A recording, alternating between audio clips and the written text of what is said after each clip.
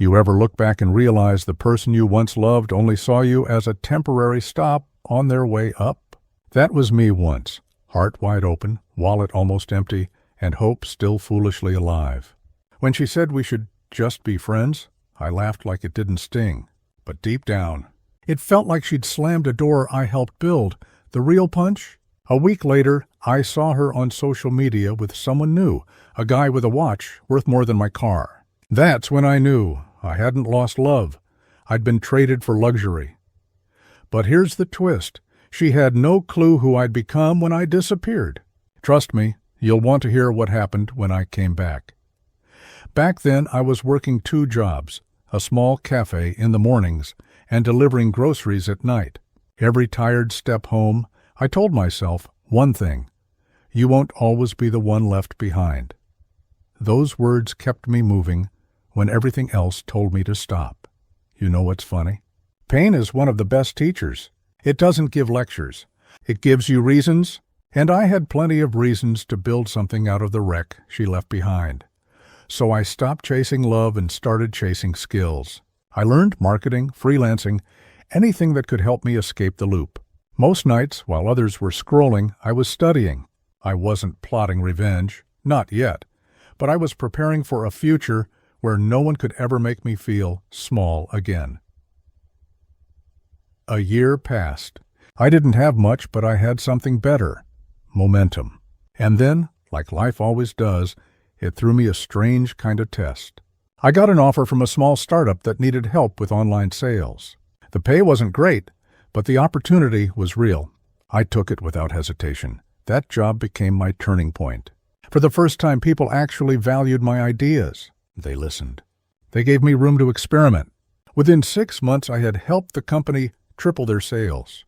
The CEO offered me a partnership, something I couldn't even imagine when I was just a barista pouring lattes for people like my ex's new boyfriend. It's crazy how life flips the script when you least expect it.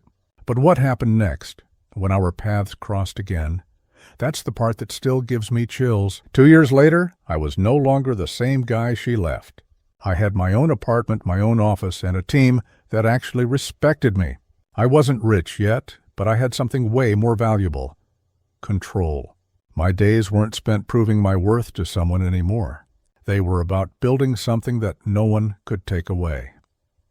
One morning, while I was reviewing reports, an unfamiliar name popped into my inbox. It was a client inquiry, a big project, promising budget. I almost skipped it until I saw the signature at the bottom. The company name was her boyfriend's, the same guy she'd chosen over me. My heart did a little flip, not of pain, but of poetic satisfaction. I accepted the meeting immediately. When the day came, I walked into a sleek office that screamed money. The receptionist smiled and led me to the conference room. And then there she was, my ex. She froze for a second, her eyes wide like she'd seen a ghost. I could almost hear the gears turning in her head. You're the consultant?" she asked, trying to sound casual. I smiled politely. "Yes, it's good to see you again." The next few minutes were deliciously awkward.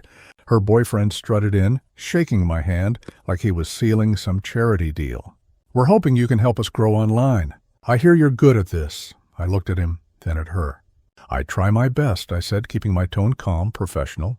But inside, I was grinning like life had just handed me the best kind of closure. For the next few weeks, I worked closely with their team.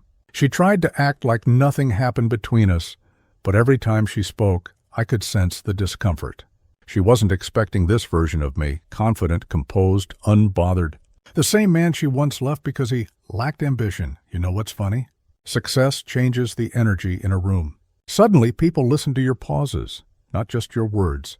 Even the guy she'd chosen started treating me with the kind of respect he probably reserved for people richer than him.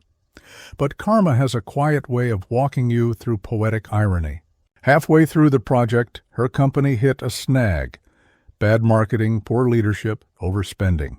They were sinking fast, and they didn't even realize the person holding the lifeline, or me, was the one they once underestimated.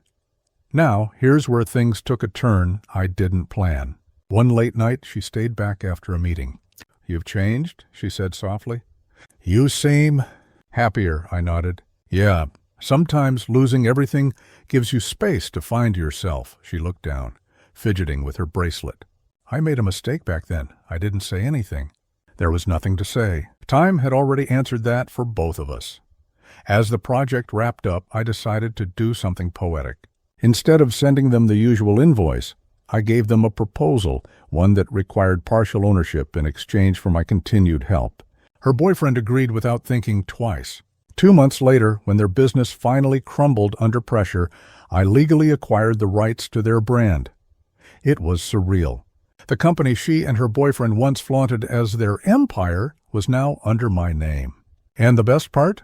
I didn't even have to lift a finger in revenge. I just worked hard, stayed patient, and let time write the punchline.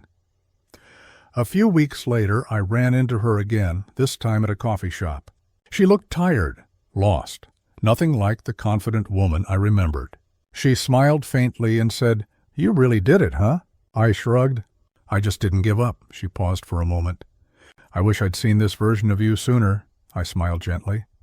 "Maybe you weren't meant to," and that was it. No drama, no bitterness, no fireworks, just closure. Clean, quiet, complete. But here's the part most people don't tell you about success. It doesn't erase the past. It redeems it. It turns pain into proof. Every sleepless night, every heartbreak, every moment you thought you were finished, they all come together to build something stronger than revenge. Because, in the end, I didn't disappear to make her regret it. I disappeared to make myself proud, and when I finally made my first million, I didn't celebrate by buying something expensive. I just stood on my balcony watching the sunrise, thinking about the boy I used to be, the one who thought love defined his worth. Turns out, it didn't. Purpose did, and that's when I realized the sweetest revenge isn't payback.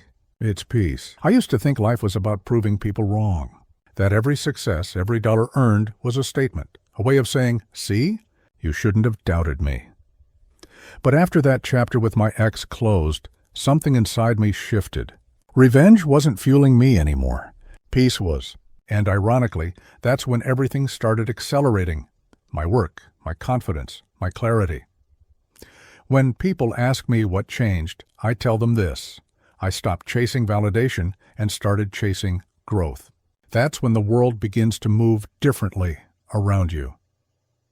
One afternoon, I was giving a small talk at a local entrepreneurship event. Nothing huge, maybe 50 people in a cozy hall.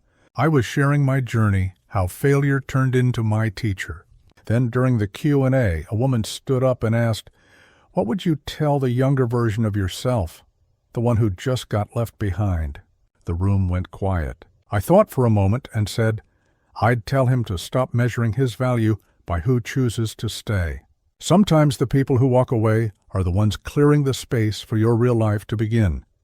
Everyone clapped, but I saw one face in the crowd freeze. It was her. My ex. She looked different, older, but softer. Life had humbled her, just like it humbles all of us eventually. After the talk, she waited outside. When I walked out, she smiled, hesitant. "You were amazing in there," she said. "You've really become someone," I smiled politely. "Thanks." "I guess time does that," she hesitated. "I know this might be strange, but would you like to grab a coffee?" Just to catch up, against all logic, I said yes. Maybe curiosity, maybe closure, or maybe just one final test of how much I'd changed. We sat at a quiet cafe down the street, the same place we'd gone on our first date years ago. She laughed when she realized it. "Full circle, huh?" I nodded. "Yeah, kind of poetic." She told me about her life, how things fell apart after her boyfriend's company collapsed, how she tried to start over, but nothing ever felt the same. She said she sometimes thought about what would have happened if she'd stayed. I didn't gloat, didn't smile. I just listened, then she asked something I didn't expect. "Do you ever think about us?" For a second, I thought about lying. But then I remembered the promise I made to myself years ago. Always tell the truth, even when it's uncomfortable. "I used to," I said. "A lot. But now I think about what I learned from us. You taught me that not everyone's meant to stay forever. And that's okay. Some people are just lessons in disguise." She looked down, biting her lip. "You know, I was wrong about you. You had everything I wanted. I just couldn't see it back then. I smiled softly. Maybe you weren't supposed to. There was a silence between us. The kind that isn't heavy, but full of acceptance. She looked at me one last time and said, "You're happy now, aren't you?" "Yeah," I said. "Truly." And that was the last time I ever saw her. After that day, something inside me finally settled. It's strange how closure doesn't come with fireworks. Sometimes it's just a quiet goodbye over a half-empty coffee cup. The years rolled on. My business grew beyond what I'd imagined. I expanded internationally, started mentoring young entrepreneurs who reminded me of that broken version of myself. I even built a foundation that helped underprivileged kids learn business skills, because I knew how it felt to start with nothing.